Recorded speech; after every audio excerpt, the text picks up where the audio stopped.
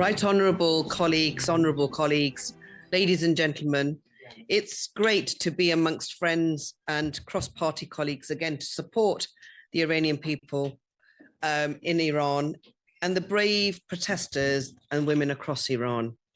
This is our third conference we're holding since the uprising began in September following the tragic death of the young Maha Amini in the custody of the so-called morality police. The state crackdown stops at nothing. The regime ignores age, it ignores locations, as its security forces attack high schools, universities, and brutalizes young students for tearing off the pictures of the supreme leader Khamenei from their textbooks. That's just one small example. Do carry on.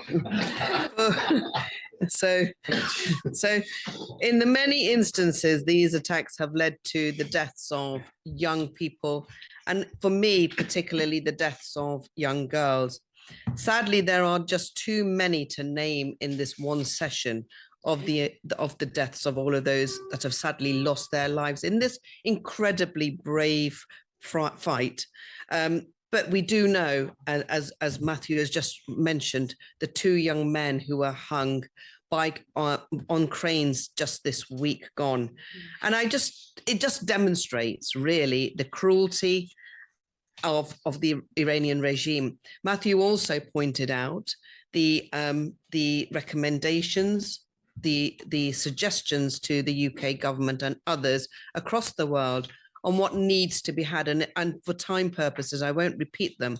But the one thing that I will say right at the beginning is the first point you made, Matthew, and that was the prospect of change in Iran has never been this accessible before.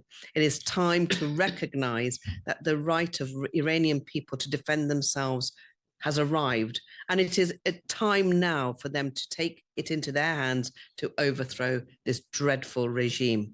But all the other points that you've added, Matthew, I'm sure have been taken note of, and I won't repeat them, apart from the fact that we are here as parliamentarians, and you said over 230. I think by the end of today, that number is going to go up.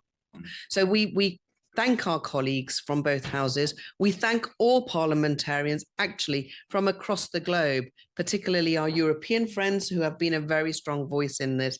And we say that this is the time to really take control of our one message, and that is we are not going to accept this ruthless, murderous death of young people across Iran, and particularly the necessity for people to be able to raise their voices in protest is a legitimate human right.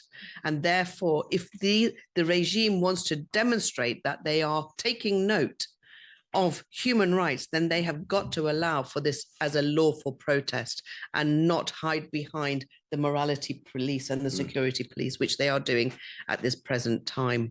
The cross-party statement acknowledging the vital role of the People's Mujahideen Organization of Iran is taking absolute risks every single day, organizing and sustaining these protests. And we've got to actually demonstrate our support for that, because every single day they wake up with one mission, and that is to ensure that every single person in Iran is able to have their human rights respected and for them to be able to have a voice.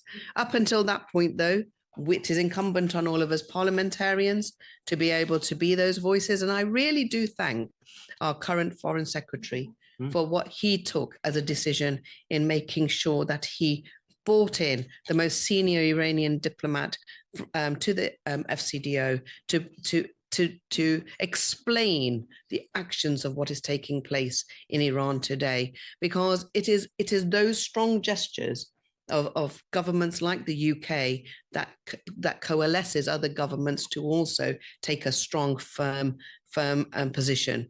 And of course, the future of Iran is decided by its people. And as many of my colleagues, like Matthew, will stress today, there is a 10-point plan.